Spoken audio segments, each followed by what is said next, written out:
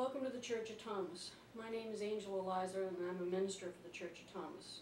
Thanks to my mom operating the camera, I'm able to do something a little different this time.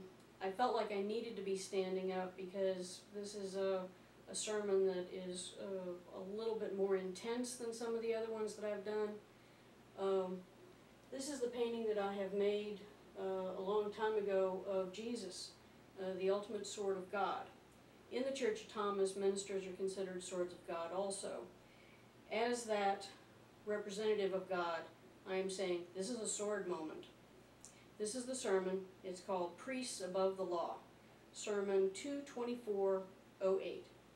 A few weeks ago, there was a story on the news that greatly outraged me. The Houston-Galveston Archdiocese were reporting as having withheld evidence of a sexual assault. The diocese did not report it to the police. They started looking into the accusations in-house back in the early fall of 2007. They did not report it until a news reporter found out and made it a story on the evening news. The newly appointed bishop of this diocese, DiNardo, said it was being investigated in the church hierarchy. This was the same church that has had thousands of lawsuits filed against them in civil court over sexual abuse. Many of these offenders have either retired or been shuffled off to a new church congregation after being counseled by the time the cases go to court. Now, none of these new churches are ever told about the accusations surrounding their new priest. They do not know that the mother church has knowingly put a sex offender in charge of their spiritual well-being. If the reassigned priest commits new offenses, they are counseled again and reassigned to a third unknowing congregation. There is no accountability for the priest or the diocese. The only accountability comes from a civil lawsuit. The sex offender priest knows that all they will get is a slap on the wrist with an admonition to be good now.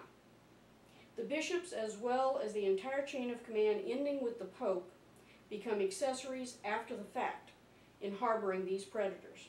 They do not see the problems that they are creating by not purging these people from their ranks. The congregation's trust is built on the idea that these are men of God. When this trust is broken, it affects all those that were in contact with these criminals. Even if the members of the congregation do not believe the accuser, it creates a wedge between them and the priest who is supposedly guiding them to God. There is often a time lag between the assaults and the accusers getting up the nerve to come forward. Many of these victims are children when it happens. They may go to a parent to report the crime. The devotion to the church causes some parents to shift the blame to the child instead of the priest. After all, the church would not send them a molester instead of a priest. History says otherwise. The child is forced to stay quiet and suffer in silence. When the child becomes an adult, they often cannot bond with potential partners because they do not trust anymore. All of the major lessons in trust have been taught them. There is no way they can trust. First, they cannot trust any authority figure, especially the men of God. So they are driven from any spiritual guidance they so deeply need. Then the models of how to interact with a spouse is ruined. We learn that lesson from our parents. If the parents do nothing to support their child, the lesson for that child is that help will never be there when they need it. They are alive, but only existing. The predator has not killed, but they have just as surely taken that child's life. When the reports started asking questions of the church, they had the party line to fall back on. This is a direct quote from the interview. The church had no legal obligation to report sexual abuse. The report was made after the story broke. The church said, and this is a quote, "This was reported as a courtesy to local law enforcement." They then cited separation of church and state. The church went on to say it was not an offense that the law enforcement could have done anything about because the statute of limitations was involved. It was not up to them to decide that issue. What they did not seem to remember was that Jesus said, "Render unto Caesar what is Caesar's, and render unto God what is God's." There is a reason that even crimes that have timed out must be reported.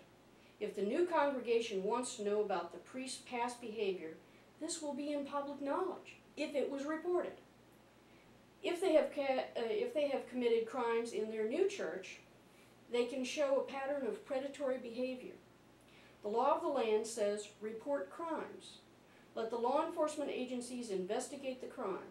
To unilaterally decide a crime does not need to be reported as criminal in and of itself. The church has long thought of itself as above the law. They say they only answer to God's law. I am here to say that these apostates of God's law does not protect these predators. The time of in-house investigation must end now. The only way to lead people to God is to admit your sin and atone for it. I see neither atonement or admission of guilt in any of their statements. The monetary hemorrhage of the next civil lawsuit should not stop them from doing what is right.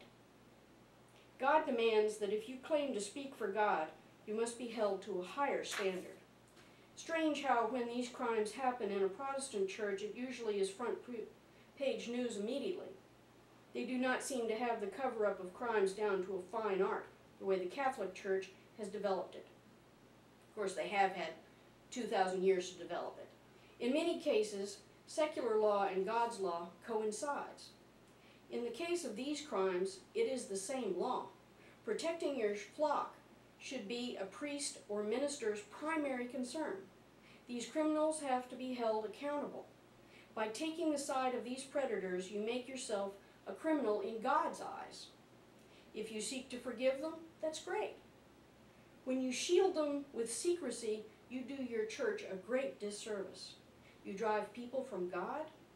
That is blasphemy of the highest order. You are releasing predators into new flocks without warning these new flocks? By doing the shuffling, you are knowingly providing fresh victims for them to abuse.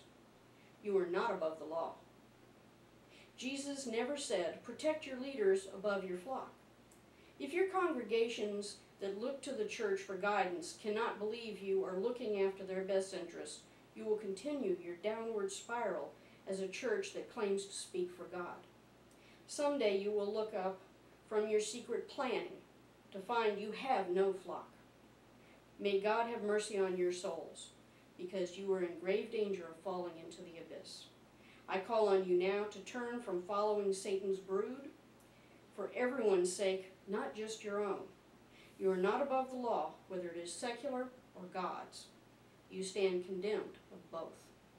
Angel Eliza, may God bless the whole world, no exception.